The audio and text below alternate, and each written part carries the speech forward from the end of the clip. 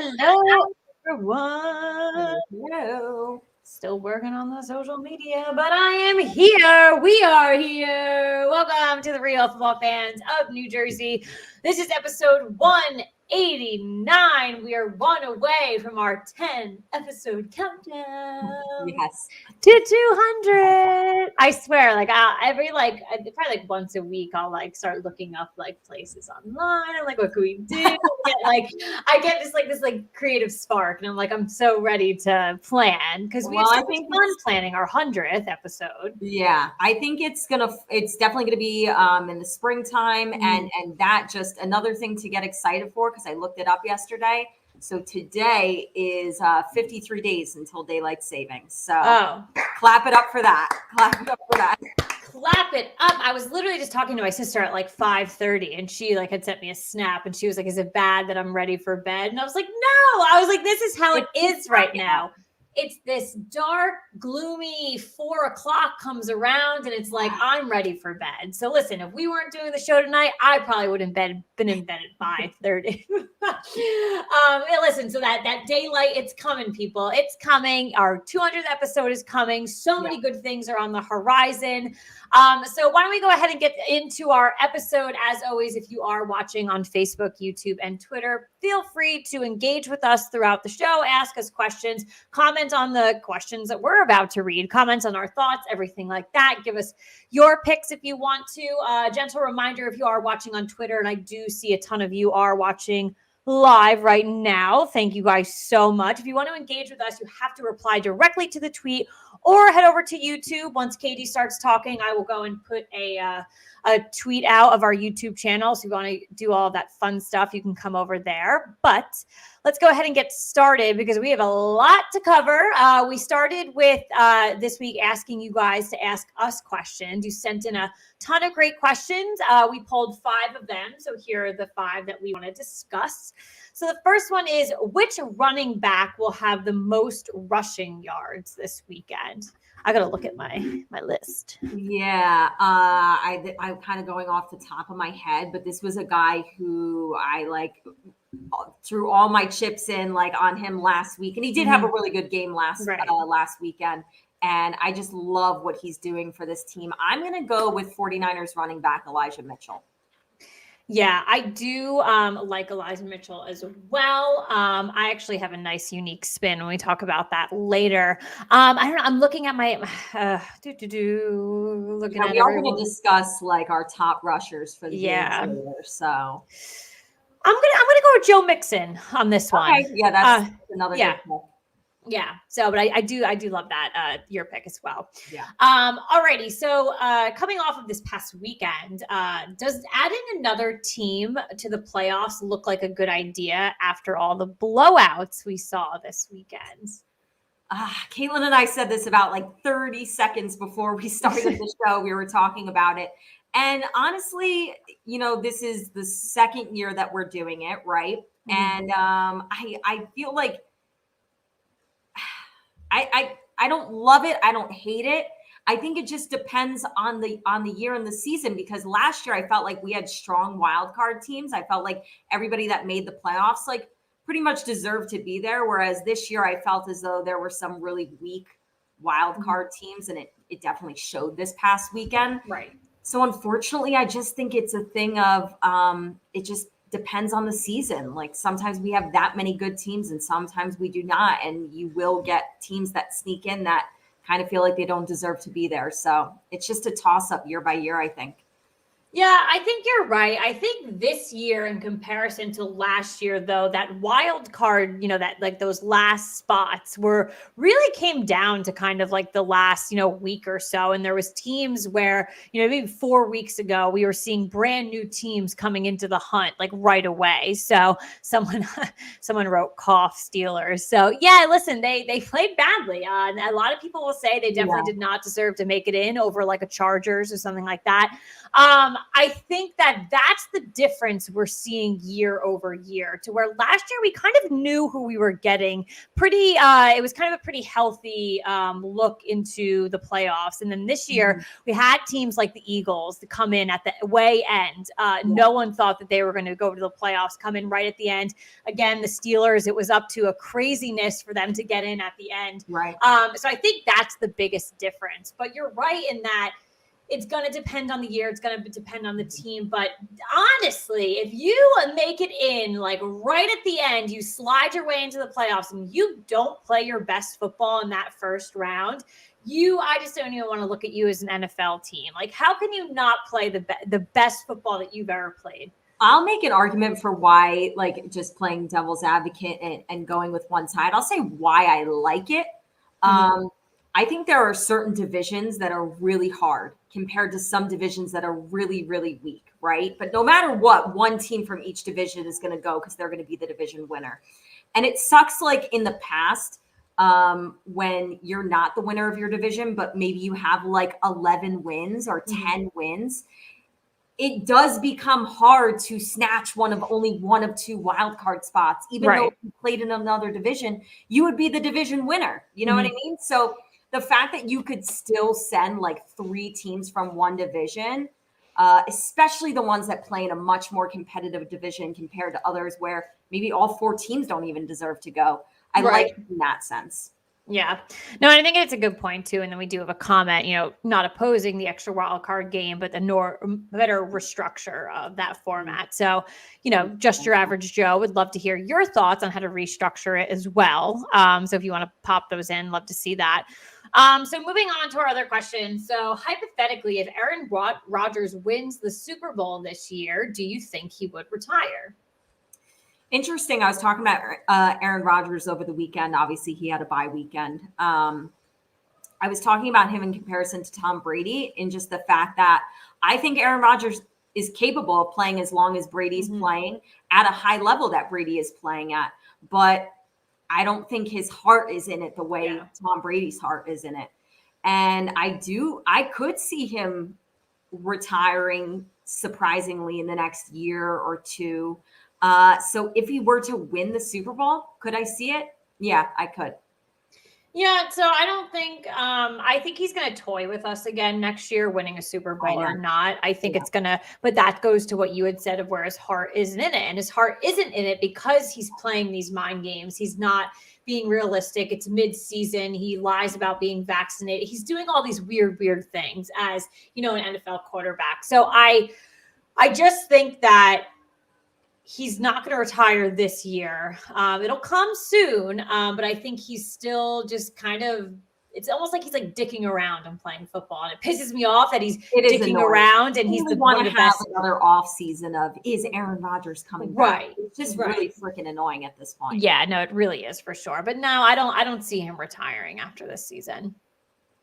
All right. Which divisional round game are you looking forward to watching? Are you most looking forward to watching this weekend? I'll tell you. I don't want to say it because my one from last week. Yeah. I will say that the game I'm most looking forward to, I'll let you know, was the game that I had the absolute hardest time choosing between. And that is the Buffalo Bills, Kansas City Chiefs game. I think those are two absolute powerhouses. Listen, the Tennessee Titans are the number 1 seed in the AFC. I don't look at them like they're a number 1 seed. I look at it as like that. And I really like the Bengals and everything like that. But I look at the AFC and I'm like, that is the Bills and the Chiefs. Like those are the top dogs right there. And they both are matching up this weekend. So I'm very excited for it. Absolutely. It's one of those times where you look at the matchups and you just wish there wasn't an NFC and an AFC because then they could play each other in the Super Bowl. It's definitely one of those scenarios for sure. But I'm really looking forward to the Titans and the Bengals game, actually, because I think it's time, like you had just said, the Chiefs and the Bills are on top. I think it's time for one of them to show themselves and to come in and to say, hey, listen, knock, knock, I have your number. I'm coming in the AFC right now. So I think we can all admit the AFC is definitely more thrilling than the NFC in the playoff picture right now. I think whoever wins the AFC will come out on top in the Super Bowl. So interesting. But I definitely am looking forward to this Bengals Titans matchup. All right. Alrighty, and last question. All right, so you have to pick one. So which game from this past weekend would you want like as a do-over? So like let's play the game again, like toss it in the trash. I mean, I think we talked about last week which games we were excited for. And I think both you and I said, because I think it was our poll question, which division rival game are you more excited for? Right. And one of the options was the Bills and the Patriots. And I was pumped for that game. And I did not expect it to go the way that it did. That was the third matchup between them, obviously, because they play in the same division. Let's toss it out. Let's just get it better. Like, I do feel as though the Bills are the better team and the right team won, the deserving team won. But give us a better game than that. The people were ready and hungry for a good AFC East matchup. So it was disappointing. I agree with you. That was the one last week I was looking forward to. I was so pumped, and I could not tell you how pissed I am with how that game went on, ended. I even, closed my eyes a little bit. I had to. There was nothing going on. I barely paid attention to the second half. I had it on in the background. I could hear it, but I was like barely paying attention to it. Yeah. So yeah, but just not good for sure. But those are our questions for the week. Thank you guys always for sending them in. Ask your questions. We have a ton of engagement on YouTube right now. Thank you guys so much for keeping your comments coming. Have any questions, we'll get through them throughout the show. But we definitely got more and more to talk about, people. We do. I can't wait to we got good Housewives stories tonight. I do, but I have to play favorite to football this week because I love the playoffs. And like I said, like these games this weekend are really great. We're hoping they're better than the wild card games. If they're not, I swear I'm coming after someone. There will be blood. Yes. But in the world of football, though, we do still have to talk about kind of not just what's going on in the playoffs, but in the rest of the league. Obviously, we've got a lot of teams here looking for head coaches, looking for GMs. No reports yet. I kind of thought that we were going to come on this week and we were going to have maybe some hirings, but I guess the playoffs are still kind of going, and I think a lot of candidates are like in people the are waiting to interview certain yeah. people.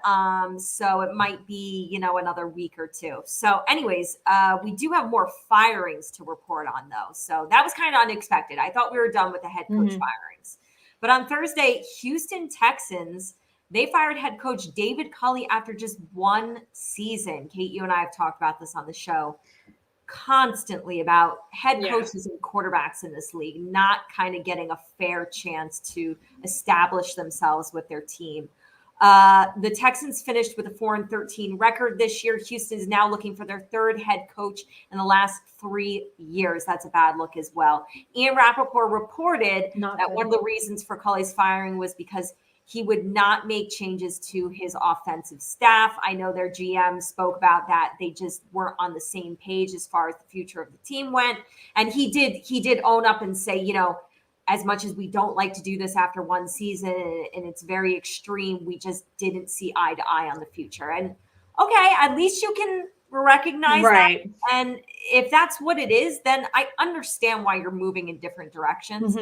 But, when you made the hire in the first place a year ago, like you would have hoped that you would have hired him because you were on the same page then. You should have spoken about the future. That it's been a year. Like nothing drastically changed over this year. Like Houston sucked. Like you had all of that shit with Deshaun Watson, but like that was there. That was you had all of that in like the atmosphere. Like you had it all there. So like not much should have changed mentality wise. Like then to now. Like I don't agree with that. Let it be a lesson to teams that are, looking to hire their new head coaches right now and in future seasons. Like these are things you want to have long-term conversations, right? Not just what are we going to do this next season? What can we do together long-term? Or not even just, I want to win a Super Bowl. Are we a good fit? You have to recognize what you feel could be a good fit. And this clearly was a fail. Yeah. And it seems like while we thought maybe something would happen this week. I think teams, despite whether it's coaches that are in the playoffs right now, maybe they're waiting to interview. Mm-hmm. I think teams are taking their time because just being us as Giants fans, I think a lot of other teams like are in our boat where they're seeing a lot of turnover. They want to get it right.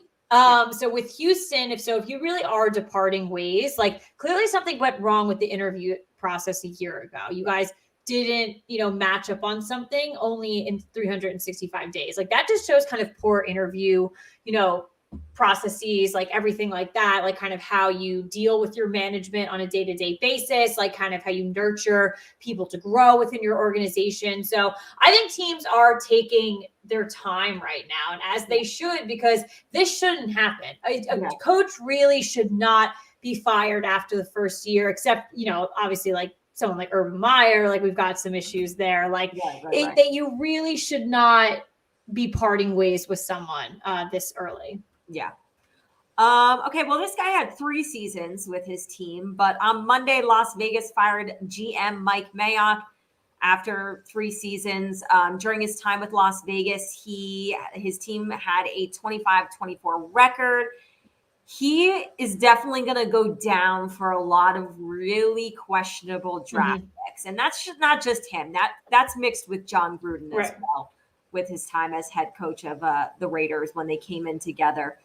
But some of those picks included first rounder Damon Arnett in 2020, who was released from the team after that video came out of him like polishing a gun, threatening to kill someone. In 2020, you also had first rounder Henry Ruggs III released from the team. We all know what happened with that one.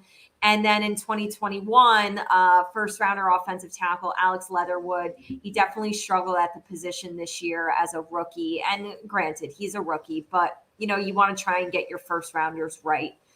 And it's been shaky for them in the drafts. And I think the fact that, you brought him and Gruden in together. Gruden's no longer there. I know a lot of teams really like to sometimes just have a clean slate and bring a GM and a head coach in together, which could have, again, like maybe that's what the Giants were thinking too. Like, all right, we're on the fence with Joe Judge, clean slate. Let's pair, let's group, let's bring in a GM and head coach together that we think fit. So, So we'll see there. We do have a question on YouTube. You have any coaches you'd love to get, and also any you'd hate for us to get? So this one's interesting. So I'm going to lean more towards people that I don't want. So 2 major rumors, people, like this is rumor. We have to get a GM first. So 2 rumors that I've heard are Bill O'Brien and Doug Peterson. I do not want either of them. Obviously we've seen Doug Peterson coach firsthand, being the coach of the Philadelphia Eagles. And then Bill O'Brien, he's with Alabama right now, so I see him that. But obviously Bill O'Brien had his chance in the NFL, and things did not go well there. So that was someone who got way more of a chance than he deserved. Right. So I'm definitely going to go with no on both of them. And then my kind of asterisk is where I'm leaning towards yes and no has to be Brian Flores, because I think a lot of what the narrative is right now is that he wants to go somewhere like with Deshaun Watson and see what they can do there. And I got to tell you, I'm not into it. I don't care how many people are preaching innocent until proven guilty with him. I don't care. Nothing has happened. Nothing. If he was truly innocent, I think things would have been dropped and moved on by now. I just don't need that within the Giants locker room. I don't need that within New York. So if he really wants to bring him somewhere with him, I don't want him on the Giants. So I think I'm going to go with a guy who and now this is like a couple seasons back. I never understood why he was fired, and I always held a ton of respect for him and really, really liked him as a head coach. And I'm going to and I never like to do this, but I think this is an exception. I don't like to dip into the college pool, right?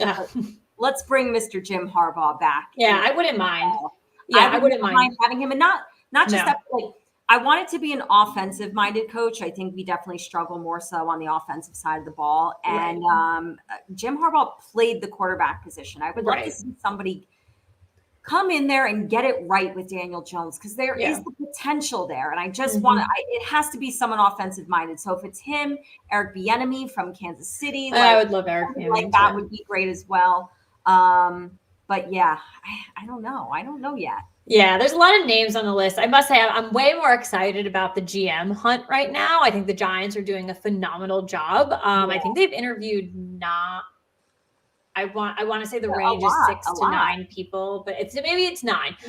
They're really interviewing quality people, and they're bringing in people for second interviews now. And I'm just very, very impressed with. They're bringing in a lot of people from winning organizations and who have brought in winning people to organizations, which is what we need to do. So I'm more excited about the GM search right now. So we'll see about that. A lot to come with that for sure. Let's just hope that the Giants make the right decision, obviously. Yes, please. All right, so let's go into our wild card weekend thoughts. Actually, super wild card weekend, even though it was not super by any means. So Cincinnati had their first playoff win since the 1990-1991 season. I wasn't even born yet when they had their last play. Yeah. So like I was just what was that? In your mom's belly, maybe? I was in my mom's belly, maybe, if I was born January to November. I'm not good with math. So if January was it's okay. The Super Bowl used to be in January back in the day. I think it was like January, so I could have been when did I think my family determined that I was I don't know. We'll see. I was there. So I was there in spirit. So we're just trying to say that was a long ass time ago. And if you think about it, it was like before the game, they were showing like the montage of like the Bengals making it to playoff, but just losing in the first round. So they've definitely deserved this one. So they had a 26-19 victory over Las Vegas. So one of the more interesting games of the weekend. It was a good way to start the weekend, but a couple of other games didn't really pan out.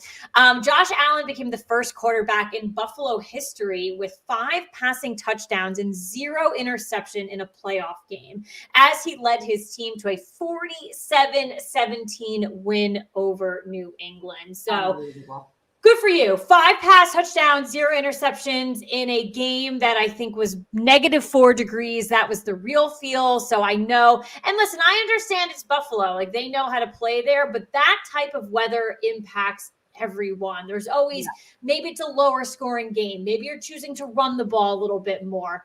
Not Josh Allen. He said no. He said no to the weather. He said no to the Patriots, and good for him. He's really starting out the playoffs strong, and I think he will continue to ride this playoffs and do a lot of good things in, maybe the coming weeks. We'll see after this weekend. Alrighty, so Tampa Bay led 31-0 after 3 quarters in their 31-15 win over Philadelphia. Holy shit. Like just bad football. I'm sorry. And I know that everybody's going to think I'm saying this because I'm a Giants fan. No, this is no bias. I thought Philadelphia was hands down the weakest team to make the playoffs. I don't even think I realized until like the very, very end of the regular season that they were even in contention to potentially even grab a spot. Right. And when it happened, I was like, how the hell did this happen? Right. They have that many wins? Because they just felt like such a crap team.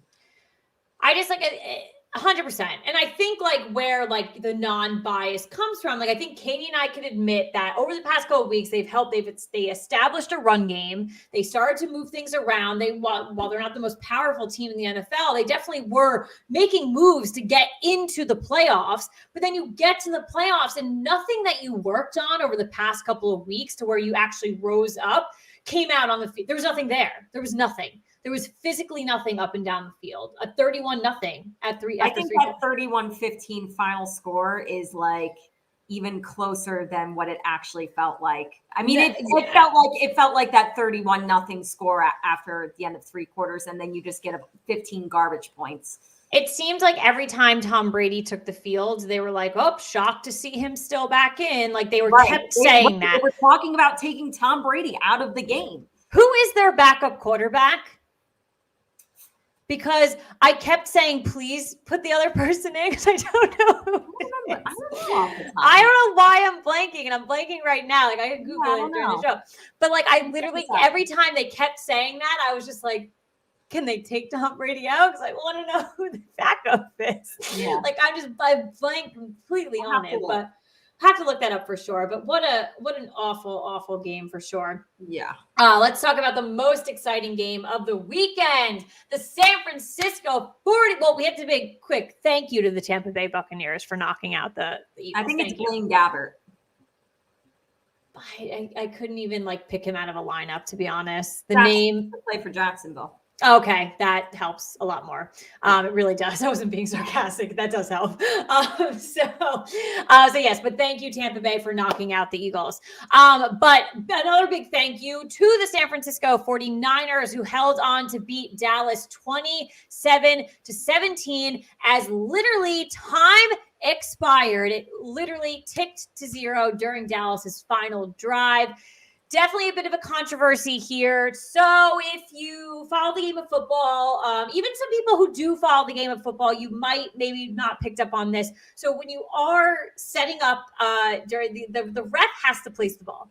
So that was the biggest controversy there, that Dak Prescott grabs the ball, rushes his line up, and goes to set the ball. You can't do that. The ref has to touch the ball. So you mistakenly, as a quarterback and your offensive line around you, should have known that, first of all, and the ref couldn't let the ref get the fuck out of the way. And a lot of people are complaining about how slow the ref was. It did not matter. The ref needs to touch the ball. It just needs to touch the ball. It doesn't matter how slow he is. It doesn't matter if it's Usain Bolt placing the ball. The ref needs to come and put the ball down. That is textbook football, everything like that. So a lot of controversy going around there. My thoughts on that is, again, it is a textbook thing. So if we're talking about how good this Dallas Cowboys team is, how good Dak Prescott is, you are running 2-minute drills every single day at practice. Your practice could look different every day of the week, but every team is always running 2-minute drills. That is a consistent thing on any NFL team. I don't care how good you are.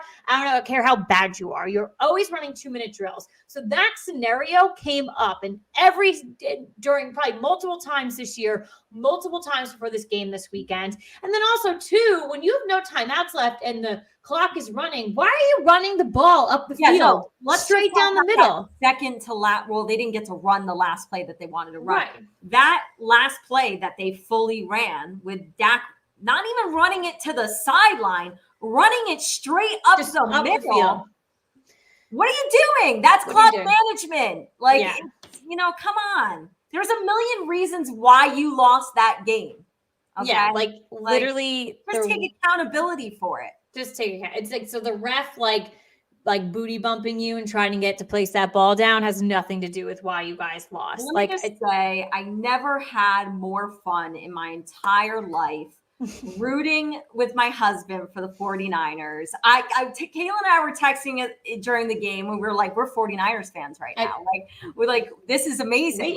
My husband and I were high-fiving. We were jumping up and down. We were screaming. So I had a ball. I had a great time. I did as well. And it was the same thing at my house with my boyfriend. While he is an Eagles fan, we do put our differences aside to hate on the Dallas Cowboys. That is one of our favorite pastimes. But it got to a point where I texted Katie. I was like, we're now referring to the Niners as we. So it was we got the first down. We're going. So it's I had a great time. I had such a great time. It was honestly amazing. And it felt so good too, because it's, all jokes aside, Dallas really did have a good team this year. And I was very nervous that they could potentially, but listen, Dallas gonna Dallas and make stupid decisions and knock themselves out of the playoffs. So, but really, big props to the Niners. They played a phenomenal game, a good, tough, strong game. And they held it out to literally the last second. So good for them. And thank you guys very much. Very, very much. Yeah. All right. So Kansas City tight end Travis Kelce became the first player in NFL history with a pass touchdown, receiving touchdown, and 100 plus receiving yards in one playoff game in their win 42-21 over Pittsburgh. So talk about jack of all trades. He did everything. He threw a touchdown. He caught one. He ran. Expected Travis Kelce to have this kind of game. Like when we were doing our game last week and we were talking about like who we thought like our top guys were going to be. I think I picked Travis Kelce was going to be my MVP. I felt he was going to come out and crush it. Honestly, I think he's going to have another monster game this weekend as well. Definitely a hard player to stop, especially if he's throwing those three things in your face. You got to stop him on all three. I don't know how you're going to do it, but someone's got to. So, yes. And then Los Angeles Rams quarterback Matthew Stafford had his first career playoff win with their 34-11 victory over Arizona. Another snooze fest. You want to talk about disappointing because this was our other poll question about like the division rival games. Obviously, you've got the Rams versus a division rival in the Arizona Cardinals. And I was telling Caitlin before the show tonight that I was like, after Saturday and Sunday, I was like, oh, the games sucked. They were terrible. Well, at least we got this Monday game, which I felt was kind of like the best, most evenly matched opponents. And it just was like the cherry on the top of the freaking Sunday of awful games, total disappointment. But honestly, like Arizona spiraled hard at the end of this regular season. Can we just acknowledge that? Yeah. That's why I like confidently felt good taking the Rams to win that game. But I thought it was going to be a hell of a lot closer. But they went from like a shoe-in for the number one NFC seed, and they just plummeted. This is a really ugly way for them to win what was a really good like 3/4 of your season. So I'm really disappointed for that team. For me, like as like just a football fan, an NFL fan, and like seeing like where we ended as like a Giants organization, like as far as Arizona made it, and they made it to the playoffs, congratulations. But I would, as a fan, as a player in that organization, I would just feel so bad right now with where you are, at least with the Giants and like other poor teams. Like we've got some optimism with where we're going, what we're trying to do. We know what we have to do. Arizona spends the last couple of weeks, like you said, spiraling out of control, out of nowhere, and then just completely losing, like shitting the bed on the first playoff game. Like to me, I would just be so lost right now. Like as like what is going on? Like I almost rather be in our position and like what is that happening there? So and a lot of quarterbacks struggle when they have like their big playoff debut. This was a debut for Kyler Murray, and it proved to be he had a terrible game. This proved to be a huge challenge. And I know Cliff Kingsbury spoke about this game after the fact, talking about like, I think it was inexperience on our part, and it showed. So, yeah. All right. Well, now is the time. Oh my gosh. I can't even tell you how long it took me, you guys, to make these picks, but we have to give you our divisional round picks. I went 6-0 last week, baby, and I'm looking undefeated, but I don't know. I probably not, because this is way too hard. And then again, we're going to go into our game later in the show. We're really going to break down these matchups. But Kate, I'm going to let you go first. I really feel like we might be all over the board. It wouldn't even surprise me if we were like not matching on any of these, because that's how hard it was. It could be. Alrighty, so we only small now, only 4 games. So I am going with Cincinnati, Green Bay, Tampa Bay, and Buffalo. Okay, so I told Caitlin before the show, I didn't tell her what my picks were. I told her there were 2 games that I made pretty early, and I was like, I'm sticking with this. And that was Cincinnati and Green Bay. So Caitlin and I are both taking that Cincinnati upset over the number 1 seeded Tennessee Titans. I flipped so hard on these games, back and forth and back and forth and back and forth, which is funny in the fact that I have the opposite of you. I am going with the Los Angeles Rams and the Kansas City Chiefs. Okay. So I can make arguments on those last two games. They're so hard. Yeah, So when they we break are. down later in the show, I'm really interested to like hear your scores and hear your thought process. It's a tough weekend for sure. So tough. It's so tough. It really is. I think like when I look at it and what I want to see, I would love the Rams to beat Tampa. I would actually love to see that because I think everyone doesn't want to see. And I would love to see the Bills beat Kansas City. And that's another thing too. Like those are two games that like I would want that to see. But I think when it comes down to it, I can more confidently pick Buffalo to beat Kansas City over the Rams beating Tampa. Well, I will say this. I was telling Kate on the two games that I was struggling on that one was a gut feeling and one was when I break down the game and the matchup between the two teams, what makes sense when I really fully break it down. My gut feeling was to take the Kansas City Chiefs over the Bills, and my logical breakdown is to take the Rams over Tampa Bay. So again, we will get into it later in the show in our game. But wow, I can't wait for these games. I really can't. I know. We're into the weekend already. I love playoff football, honestly. Me too. But before we do that, we got to do Housewives. Have some good Housewives too. And Katie and I have been waiting to do this topic for you guys. Like, oh, I should have brought like props. I should have brought props, things to pull up. I think you can. Like, I want to press this right now. I think I might break us, but like, I think you can literally show something on screen. And like, I want to show props. If you can Google this. I can do it on my phone. I'm pretty sure you can do something here, but I'm afraid I'm going to break it. So basically, we're going to talk about the Real Housewives of Salt Lake City reunion looks and let you know that these might be the worst looks in Housewives reunion history.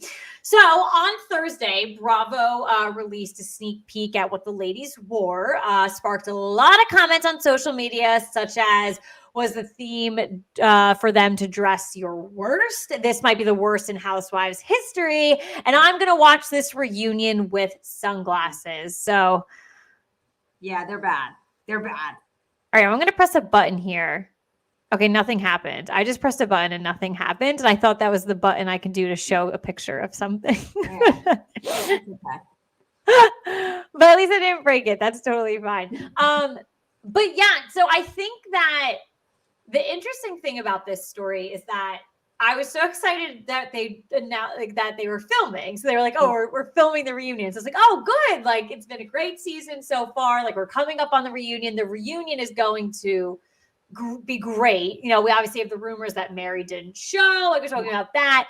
So all of that's great, all good news. And then they just show just what these ladies are wearing, and not good at all. So you have Jen Shaw. My favorite part, I want to say my favorite part about this, my absolute favorite part about this story is like 2 episodes ago when they have the faux lunch. Caitlin saw the episode before I did.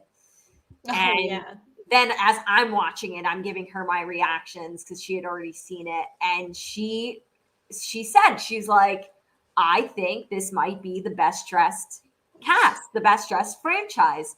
Because the women at this faux lunch, the outfits were fire. Everybody looked amazing. And I text her back. I'm like, you know what? You might be right. And then like 2 weeks later, these reunion looks dropped. And they're the worst, not just like in a franchise, but in full-blown Housewives history. I'm eating my words, people. Like I just don't. And I actually thought last year's reunion looks for them were really good. Like I liked them. Really, really, really bold selections. And so sometimes they're going to hit and sometimes they're really going to miss.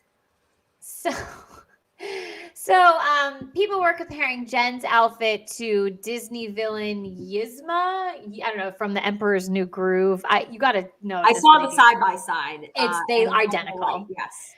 Whitney got comparisons to Elphaba. I think I'm pronouncing that correctly. From Wicked. So you've ever seen that. And then Heather's, which made me, I gotta tell you, this reaction made me pee my pants because I think I was literally thinking the same thing. Heather's outfit drew a lot of mother of the bride comparison. It would be a great mother of the bride dress. It would be. But it was like the velvet.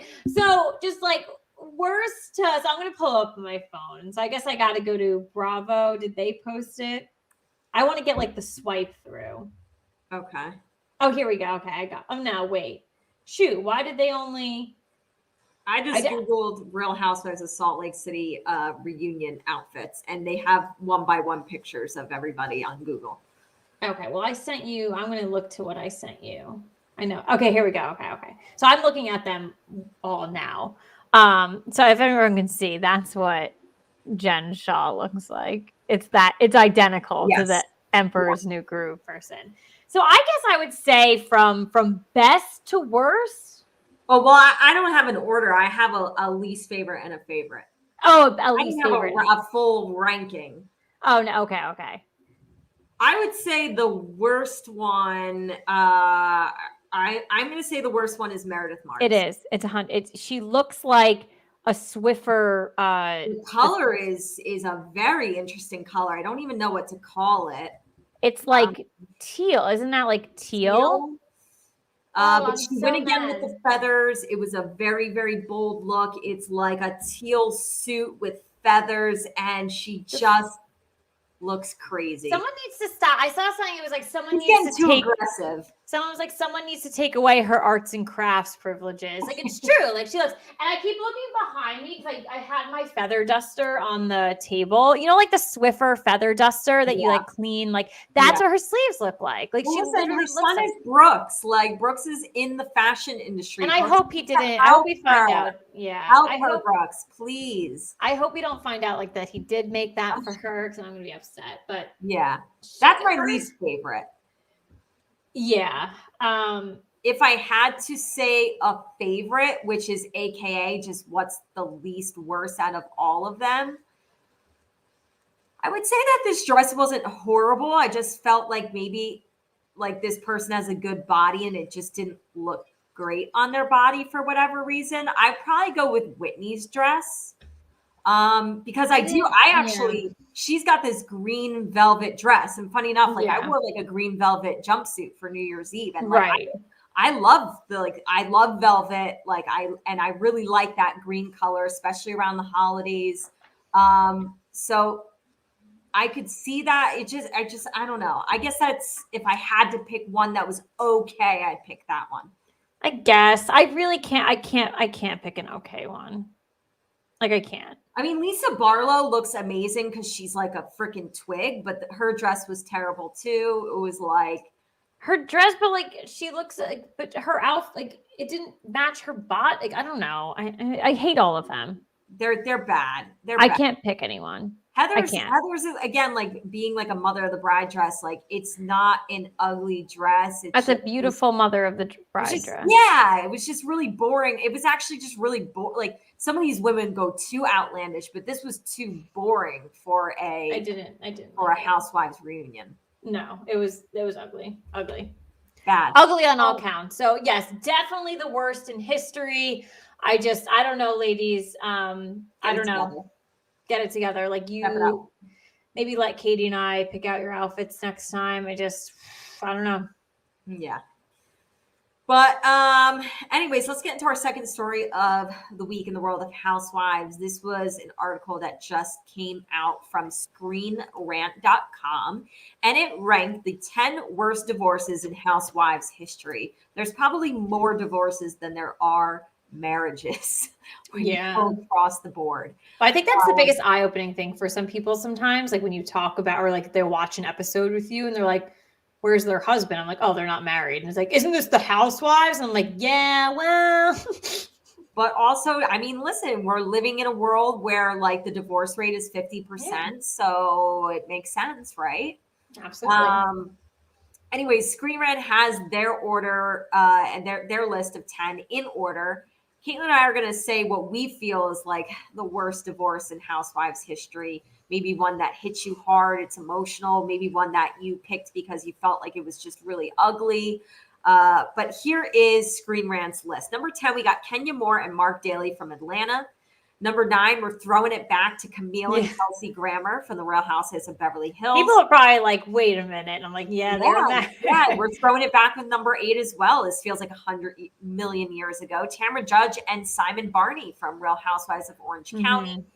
Number 7, we got Gina and Matt Kirschenheiter from Orange County. Number 6, I feel like shouldn't be on the list because this guy was never on the show. No. But we've got Sonia and John Morgan from Roni. Number 5, we've got Cynthia Bailey and Peter Thomas from Atlanta. Number 4, we have Ramona and Mario Singer from Roni. 3, we got Joanna Kruppa and Roman Zago from Miami. Number 2, we have Teresa and Joe Giudice from New Jersey, only Jersey couple on this list. And number 1, we've got Erica Jane and Tom Girardi from Beverly Hills. Kate, what do you feel is like the worst divorce in your opinion? Yeah, so I mean, it's like how you factor it, you know? Yeah, there's definitely a ton of names on this list that we got to see firsthand. I'm a little surprised, and maybe they aren't officially divorced, but I'm surprised that Shannon Beador isn't on here with. Maybe they were on later, maybe it's an honorable mention or something. But that was a bad one for sure. I feel like this is definitely a toss-up for me for like being in the middle of the actual like ending of the relationship and the divorce and how bad their relationships were. So I'm actually going to have a tie. I'm going with Tamra Judge and Simon Barney and Teresa and Joe Giudice. So Tamra and Simon's was very early on in Orange County, and they were the couple, like very similar to Teresa and Joe, where you saw their fallout happen on TV. And Simon Barney is a complete asshole, asshole. He treated Tamra Judge so poorly on camera, and you just saw it, and you saw the life get sucked out of her. I'm so happy that she met Eddie Judge. I think they're a great couple. Yeah. While she still has a little crazy in her, she definitely turned her life around. Like you saw him just like literally take everything from her and just suck it all out. And like, she was not a good person, and it was not good. So that one, and that was like early in Housewives history. Yeah. So like that was definitely tough to see. And then Teresa and Joe, we saw everything on their family. They put us through the ringer. We saw them have kids. We saw them go to jail. We saw everything in their relationship. We've seen it over the years. And then we ultimately see them now get a divorce, and now they're moved on from each other and, living as like co-parents now. So we're getting that end of it as well now. So that also is just a huge one. While it's a little like more modern, we went through time and time again. I feel like with the Giudices, and this goes for their whole family, because like you said, like season 1, she was like giving birth to her youngest daughter. I know. I feel as though the Giudices are that family where like we have literally seen like everything that this family has gone through. I mean, the death of Teresa's parents, like some of these fights that they used to have with Melissa and Joe, and like, the birth of their daughter, and like when the old school, I think it's because when the old school episodes come on, when Bravo will do like an old school marathon, and you watch those beginning seasons of New Jersey, and you see Gia is like a baby. I know. And it blows your mind. And when you see the way they all interacted, especially Teresa and Joe, it's like, holy crap. Like, I know. We've literally seen it all. So that's a good one. I'm going to go with one that has me sentimental in the fact that I wish it never happened. And 2, because I was so surprised when it did. They portrayed this perfect couple. Everybody was like envious of them and what they had. I'm going with Ramona and Mario. Yeah. You can see it because they still have a good relationship. They do. As poorly as it ended because of the fact that Mario had an affair. And that's an easy way for Ramona to be like, F you. I never want to speak to you again in my life. I think the relationship they have today is like really close friends, kind of show you that was a really like special, a good relationship for a very long time. And so when it ended in the fashion that it did, it broke your heart. And now when you see Mario make these really small cameos, You're you like see kind of like the flirty banter. yeah. Ramona like pulls at your heartstrings. Like you almost want to like see them back together. I know. So that was a really surprising, upsetting one. And I feel like that's the one that rocks me the most from this list. I agree. And I just like love what you brought up from it. Because like when you think about relationships, like the person that you're with, you ultimately want them to be your best friend. Like being like really like that's amazing. So like you see that now with them. So clearly they had something special, but obviously things do happen, unfortunately. So and she made the decision as she did as a strong, independent woman. Obviously, props to her for making that decision. But it's and I think we got teased all throughout quarantine because they were all together. We were like, woohoo! But good for them for still being on that level and doing a lot of it for their daughter and just really. But I agree with that one. That was definitely that one hurt. That one hurt. Shook a lot of people. I think the biggest advice here to this group of people: don't renew your vows on Housewives. So I think 90% of this list renewed their vows. I think on 80 or 90%. So don't renew your vows on Housewives. It's that simple. It's a curse, and you don't want to see it. It's like the Madden curse. It's the Madden curse of the Housewives franchise. It literally is. And week after week, we continue to prove that Housewives and football are directly related. Yes. So here is the renew your vows curse, and here is the Madden curse. So it's 100% real for sure. Yep. Alrighty, you ready to play a game? I'm so ready. Let's do this. Alrighty. So we are playing a game similar, identical to last week. We are doing our divisional round breakdown. So we are taking a look at every single divisional round matchup this weekend, and we are filling in the blanks for some of these questions. So again, I will read to you right before we get started what these scenarios are. So we're asking if each team will win if this: quarterback with the most passing yards, running back with the most rushing yards, wide receiver with the most receiving yards, MVP of the game, and then we are giving you our final score prediction. So here is our caveat. So we always tell you don't use our stuff to bet, but if you are looking at, kind of over-unders, things like that, we are giving you what our final scores are going to be. So if you want to take this, please go ahead and do that, because that it counts. We're doing our research on it. So and I gotta reword these questions, because obviously the person with the most rushing yards, like I picked 2 quarterbacks last week. It could be a quarterback with the most rushing yards. I said wide receiver with the most receiving yards. It could be Travis Kelce, a tight end. So we'll keep it inclusive by saying the person with the most. But I think that is totally fine, because statistically, it will most likely be one of those people. I think I think only one of mine is a fun one. So I think I played it very vanilla with everything. So. I got a little weird here and there. So I think I only had like one weird thing, but the scores, that was the funnest part for me this time around. So, all right. Alrighty, so let's start with our first matchup on Saturday. So we have number 1 Tennessee versus number 4 Cincinnati. My most looked forward to game. So Katie, the Titans will win if Derrick Henry plays and actually contributes in his first game back since week 8. Yeah. And the run game takes advantage of a banged up Cincinnati defensive line. Mm-hmm. Great point. Again, that's a huge. I would love to see him come back out and play. We'll see at what stature that is for sure. So the Titans they're very good. They can stop the run. Their defense can. They need to continue to do that, but they're not that good on the pass rush. So they need to increase that a little bit more, because Joe Burrow in the pocket is dangerous. So don't give him that time, but also don't allow him to make these quick decisions where he can give it off quickly. So continue doing what you're doing and stopping the run game, but you've got to increase that pass rush too. The Bengals will win if...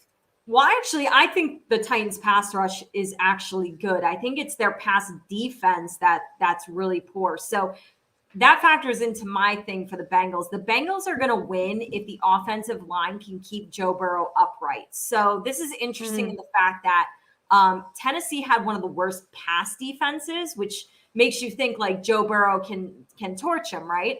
But they were actually 7th this year in sacks with 47 sacks. So if the offensive line can keep Burrow upright and allow him to torch that poor pass defense, that is the key to the game for the Bengals. So I think for the Bengals, so like I just said before, like on the reverse with the Titans defense, Joe Burrow needs to be all over the place. So he's making those quick, clean passes. And what we saw last weekend was he was able to actually take a step back and sit in the pocket for a very long time and scan the field. When Joe Burrow scans the field and analyzes his options and has time to do that, it's freaking dangerous. So while you said the line has to keep him upright, they need to keep him and give him time back to where he can back up and fully launch it out. So I do want to see those quick decisions from him, but I also want to see him. I think he did that 3 times last week, was able to fully step back, take his time and launch it. I want to see that as well from him. And I think that'll be the key to the game for them. Yep.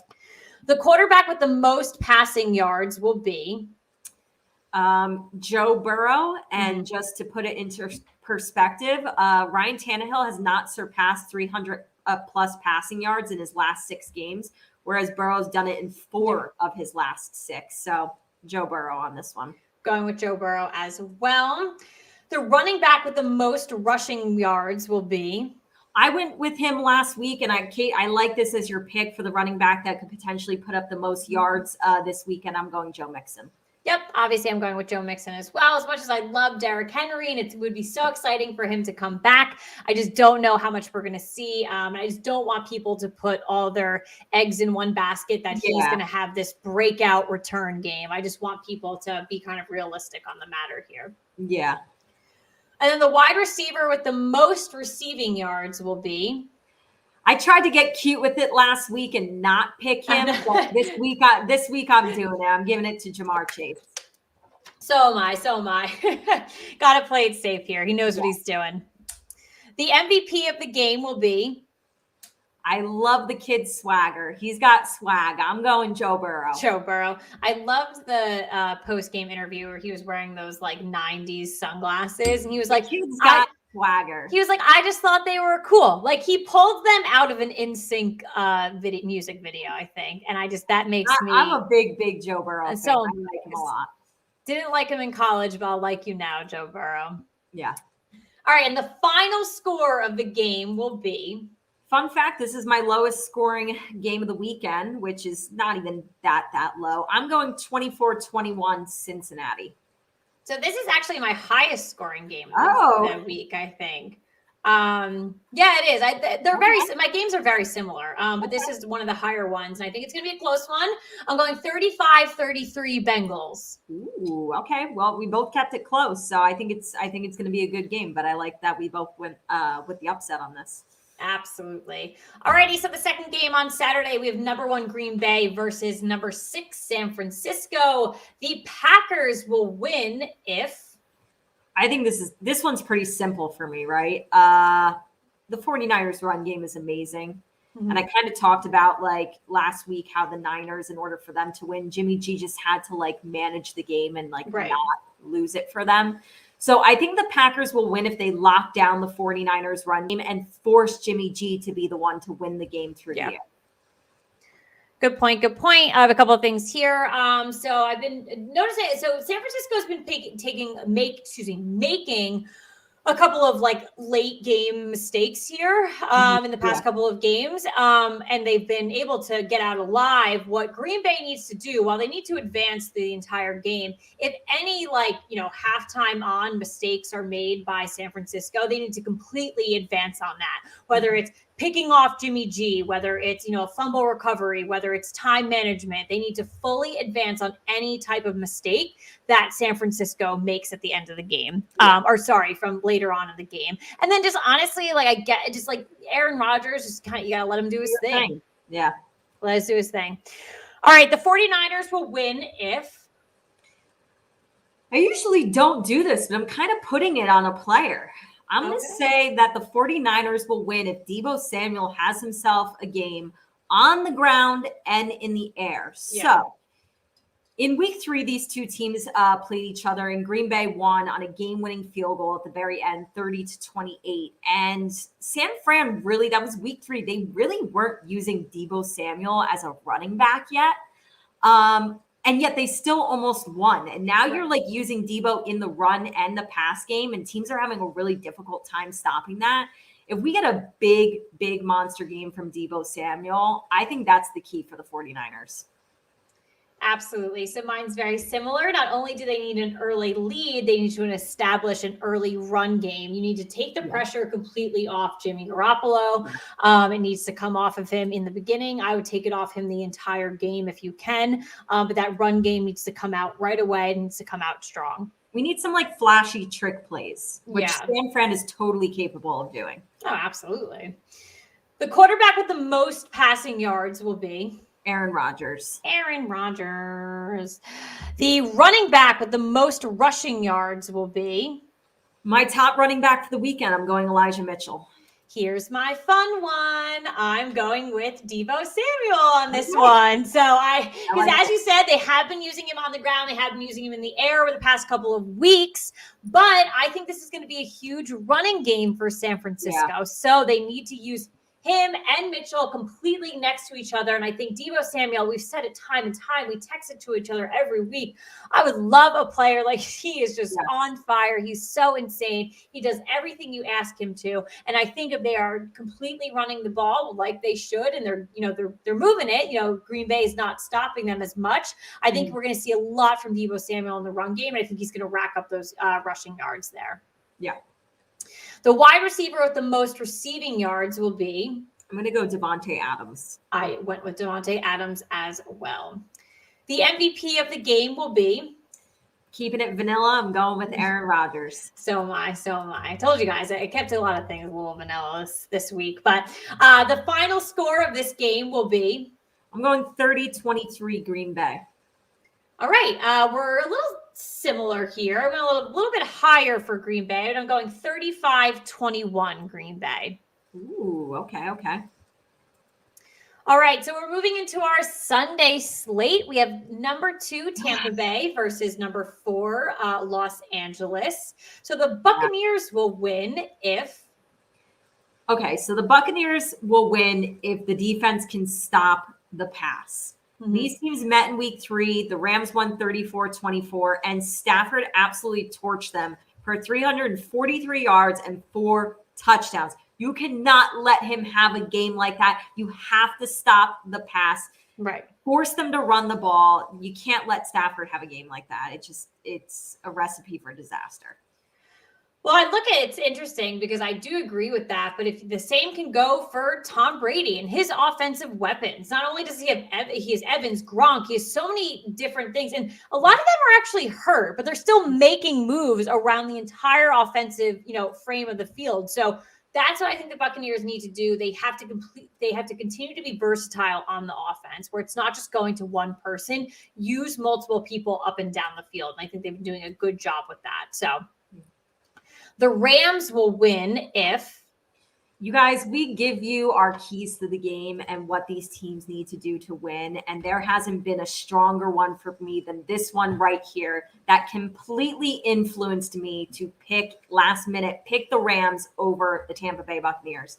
The Rams will win if Von Miller, Aaron Donald, and company harass Tom Brady all game long and extremely take advantage of a depleted Tampa Bay offensive line. They could be without 3 of their starting offensive linemen. That to me is like, I think I never, ever, ever like to pick against Tom Brady because I always kick myself when I've done it in the past. Right. However, when I have seen Tom Brady lose in the postseason, I'm definitely thinking about Giants Super Bowls on this one. The key to beating a Tom Brady team is literally to sack his ass all game long. Absolutely. And said that last week and no one listened to us. Yeah, but this is being set up perfectly for the Rams to do that. Yeah. And that is honestly the reason why I'm giving the edge to the Rams in this game. Literally, as soon as I was filling it out, you look up and you see Von Miller and Aaron Donald just right in front of your They're going to face. be coming. They're coming. And I literally wrote in all capital letters, get to Tom Brady early. Get to him for the rest of the game. That is how you defeat Tom Brady. You get into his little mind and you screw up everything else. Frustrated, get him pissed off. The team has its areas where it's not working right now. If you let Tom Brady work with his offense, like I just mentioned before, it's gonna work. Do not completely cut off, like you're basically cutting off life support when you cut off Tom Brady from that team. Cut it off. Completely get rid of it. And you have the Rams, that's their key to the game, their defense. They have a scary defense. They're playing because they can match up offensively with Tampa Bay. They're one of the best offenses in the league, just like Tampa Bay is. So now, like, throw it to the defense. We got two great defenses, but just the fact that you've got that banged up offensive line, and then you've got Aaron Donald and Von Miller. I'm blitzing like every freaking play. Absolutely. Alrighty, the running back with the most rushing yards will be. Oh, wait, we didn't do passing yards. Oh, I'm sorry. The quarterback with the most passing yards will be. Ooh, this one is so hard, but I'm going to go with Matthew Stafford on this one. Ooh, I did go with Tom Brady. Because much like you, I feel like when I go against him, I get nervous. You know what I mean? It's like a bad omens coming your way. Yeah. All right, now the running back with the most rushing yards. Yeah, I got weird the rest of the way in this game. I'm going to go with a guy filling in, and he looked pretty good last weekend. I'm going to go with Tampa Bay's Keyshawn Vaughn. Okay. I got weird with it, but I could see it. So I know I do this every season when we talk about him, so I apologize for butchering his last name because again, I'm just bad people. And I heard him all announced. I don't even know who you're thinking of. I pronounce his last name Sony Michelle, but it's not. Is it Michelle? Okay. I get nervous sometimes. How else would you say it? I don't know, like Mikel. You said it right. Oh God. Sony Michelle. I am going with Sony Michelle though. And again, just as a clarification for people, it's not that I don't know who these people are. I just literally can't say their names for the life of me. Oh my God. I know it's bad, but honestly, he's been doing great. So I do see a lot of rushing yards from him this upcoming weekend. Wide receiver with the most receiving yards. This is also where I'm going to get real weird because I know the whole world will say Cooper Kupp. I did not say Cooper Kupp. Oh, okay. I'm going with Odell Beckham Jr. So I think that is bold of you. I'm not getting in Odell's head. I'm not getting in his little fans' head. He had a great game last week. I'm not taking anything away from him. And I think it's very interesting how well he's been playing with Los Angeles. But with a lot of what's that saying? Or like with a lot of power, with a lot of like, something might fall. With a lot of great power comes great responsibility. That's not what I'm trying to get at, but I think it's something where it's like you're super, super high, it might come down low. So I don't think he's going to have a bad game. I think he actually needs to play well, and I think he will play well. Not going with Cooper Kupp. I'm actually going on Tampa side here. So I'm going with Mike Evans on this one. So Tom Brady really needs to put a lot of trust in him and Gronk, like I had mentioned before, and I think they will find each other. So, all right. The MVP of the game will be. Don't I kind of have to put it hand in hand with the key to the game? I'm going Mr. Aaron Donald. Oh, and that would be a beautiful, beautiful thing. I'd love to see that. So obviously, Katie and I gave our picks earlier. I am going with Tom Brady on this one. So, all right. And the final score of the game will be. It's going to be a close one. It's going to be 27-24 Los Angeles. Oh, we're so close on this one. 27-21 Tampa Bay. All right. All righty. And our final matchup of the weekend. I don't know how Kansas City keeps getting the last game on Sunday night, but they're getting another one here. So number 2 Kansas City versus number 3 Buffalo. The Chiefs will win if. The Chiefs will win if they can win the turnover battle. So again, we are getting a matchup here of teams who have played before this season. They played in week 5. Kansas City lost 38-20. Now, this was back in the day of when Kansas City started off that season in a really weird fashion.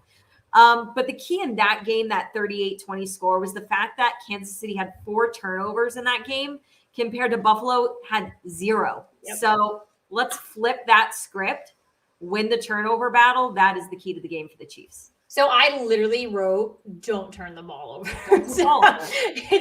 They can't. Like, they cannot, because of exactly what you had just said, that early in the season deficit there. So it was just not good. They cannot turn the ball over against this Bills team, because they'll take advantage of it, as they did. I mean, it's a phenomenal defense. So you have to play a perfect offensive game. That ties into my answer for number 2, but the Bills will win if... the Bills will win if they're I know this is like my most broad, vague one, and so like whatever, but they can win if their defense contains a red hot Kansas City offense, mainly Patrick Mahomes in the passing game, because Kansas City has averaged 36.5 points per game over their last 6 games. I mean, they're like, the way they've ended this season is kind of like almost the exact opposite of the Arizona Cardinals. Yeah. That offense just cannot be stopped right now. No. So if anybody's going to be up to the test to do it, it's going to be this Bills defense. They're the best defense in the league. So if they can just take care of business, it's their game to win. I literally wrote like defense. Like I literally wrote defense. That. Like that's just it has to be defense. They literally took the Patriots last week and just like squished them to absolutely nothing. Well, that was the Bills. You saw what the Bills did on offense, which was like remarkable. And then you were like, nobody can match what they just did. And then Kansas City came out and did the same thing. I know. So defense. Big defensive game here, and we'll see if we get it. A lot of people are saying it's going to be a shootout, but we will see. You know, I think near the end of the game, it's going to come down to a defensive stop, but we'll get to that when we get to the final score. So the quarterback with the most passing yards will be. Oh my God, this was another one where it was like, who the hell do you go with? I know. This for me was a gut pick. And even though I'm taking Kansas City to win, I'm going Josh Allen. I'm going with Josh Allen as well. I think it's weird to say like it's his time. But I feel like that's kind of where the Bills are right now. And I think that they've had their ups and downs this season, and their downs have been like way, way down. But I think it's finally time for him to, that team's done dicking around. They had last week to prove it. And now they're going to come out for the rest of and to me, I know I picked them before the season to win the Super Bowl. I know we've got picks to come for that, but I'm pretty confident with moving forward there. So I'm going to go with Josh Allen on this one as well. All right. The running back with the most rushing yards will be. Listen, I don't really like the running game for either of these teams. So expect really high passing yards from both Josh Allen and Patrick Mahomes. But I am going to give it to, funny enough that I took Kansas City because I'm going another Buffalo player.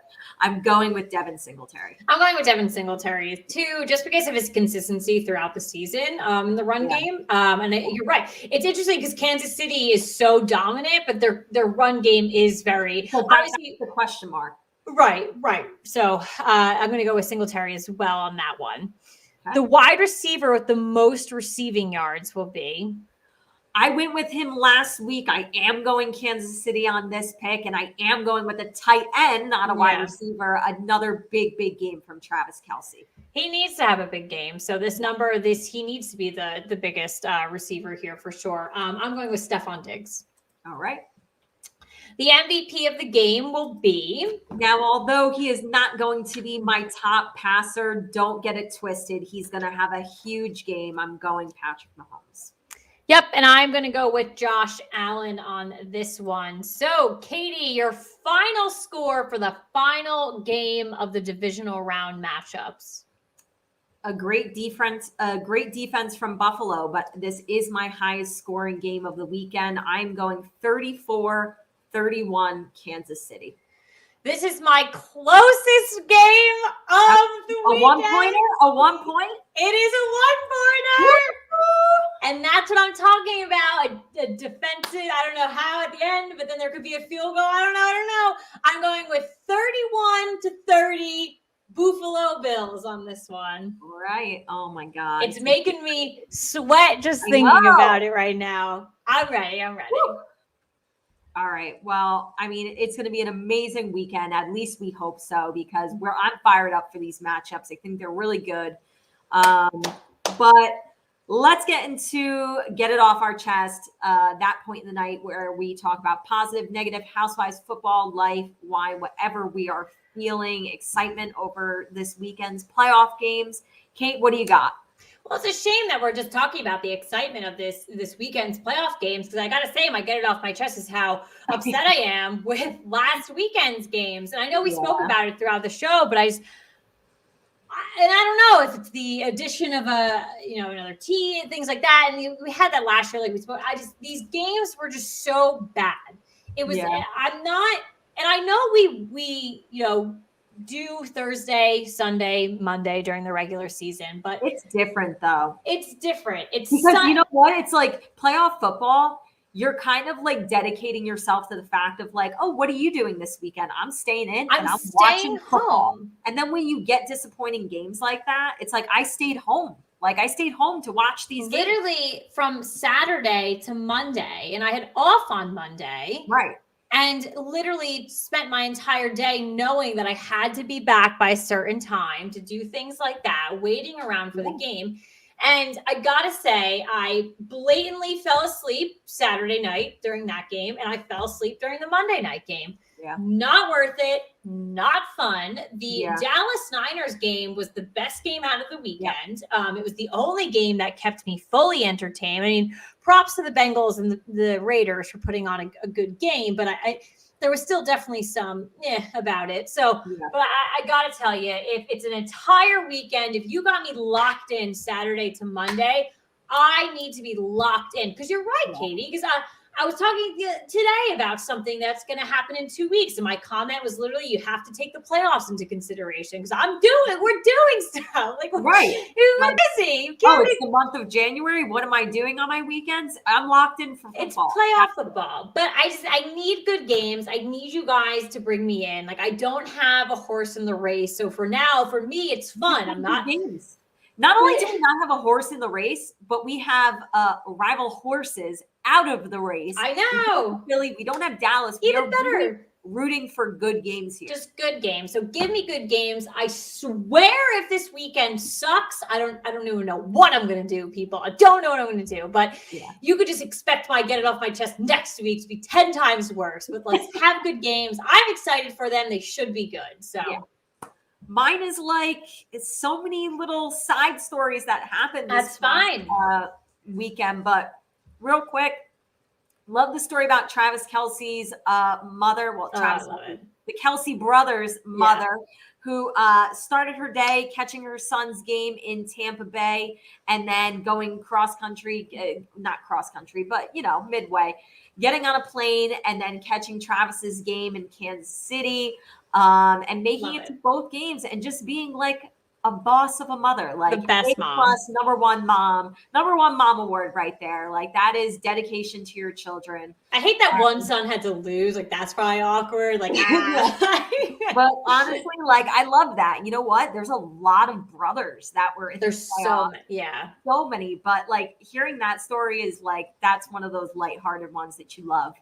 Another one that like just completely cracked me up and put a smile on my face. Ryan Fitzpatrick showing up to the Buffalo playoff game, no shirt on, Bills Mafia, let's go. I wouldn't be surprised if there's a video of him like jumping onto a folding table in the parking lot. But I love it. I mean, this is a guy who plays for the Washington football team. He's like, screw that. Like, I love Buffalo. I play for them. Like, I'm about it. Right. And there's just something about Ryan Fitzmagic that you just gotta love. He puts a smile on my face. With not being a shirt on and negative, what's he drinking? Like, send it our way. I love it. That's like when you saw Eli Manning and Daniel Jones playing flip cup at a bar in Hoboken. It's like, It's like when you read one of those cheap celebrity magazines and it's like stars. They're just like us. They're just like us. It's beautiful. It's like, it's beautiful, but it's also like, wow, it's like a dog like walking on its back legs. You're like, I've never seen that before. I love it. I love it too. And then on the negative, we talked about it a little bit early in the show, just Dak Prescott and his reaction after that Dallas San Fran game. Obviously, we told you how that ended and how that went down. And then you had Dallas fans throwing trash at the referees as they were running out of the stadium. And Dak Prescott basically said in his press conference that like he supported that. And he was like, yeah, like almost like good for them. Yeah, they should have. And that was just really out of character. Didn't really expect that from Dak Prescott. I like him as a person, as a player. And Kate, we gave him a lot of respect this year.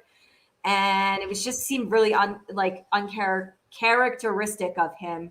And then he finally came out with his apology today about it, saying that it was wrong of him. That took him 48 hours to do. He should have known the second it came out of his mouth in that press conference. And again, he's coming off that loss. It's very emotional. But the second it came out of his mouth, he should have known that it was wrong. And we didn't have to wait 48 hours for your half-ass apology.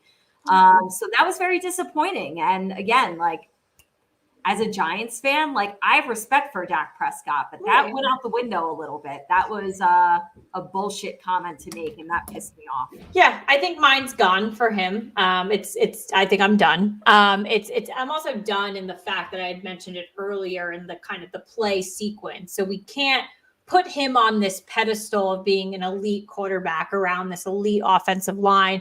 You make decisions like that, and then you come and then you say you want to blame the refs along with the fans, when in reality, I immediately walked into that press conference and sat there and said everything that I did wrong in the game to lose that game for my team.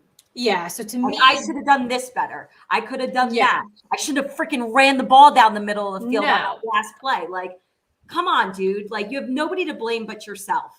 Yeah. So I think I'm done from him from like a character perspective, from like how he responded, but I'm also done with, trying to prop him up and giving him, respect as an NFL quarterback. I think I'm taking a break and I'm pretty much done there. So that's my get it off my chest.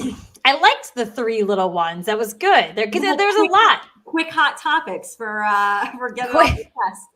It's always good. We got a lot on our minds, people. So we're always willing to complain about things, be happy about things. We're always ready to talk about that kind of stuff. Yeah. Alrighty, so as we move into tonight, into the weekend, things you don't want to miss. Real Housewives of Orange County is on tonight. This is Wednesday if you are watching live at 9 p.m. People, it is so good. I'm loving Orange County. I got to tell you, I don't want it to screw over for me, but it's going. I'm on cloud 9. Salt Lake City is on Sunday at 9 p.m. still. Divisional Round weekend, Saturday. Your games are Tennessee versus Cincinnati at 4:30 p.m. Green Bay versus San Francisco at 8:15 p.m. And then Sunday, your games are Tampa Bay versus the Rams at 3 p.m. and Kansas City versus Buffalo at 6:30. Can I get a hallelujah for the 6:30 start for that game? Woo! That means this girl's going to bed at like 8:30 on Sunday. God. I love it. I love it. But thank you guys, as always, for joining us week after week. We love conversing with you. We love talking football. We love talking housewives, wine, life, everything. As always, you can always go to our podcast. We are on all your favorite outlets. Listen and subscribe for all our weekly episodes. We're live every Wednesday at 7:30 p.m. Eastern on Facebook, YouTube, and Twitter. We're also on the Instagram if you want to follow us. But we appreciate you guys, as always, and we will see you next time. Bye. Cheers. Bye.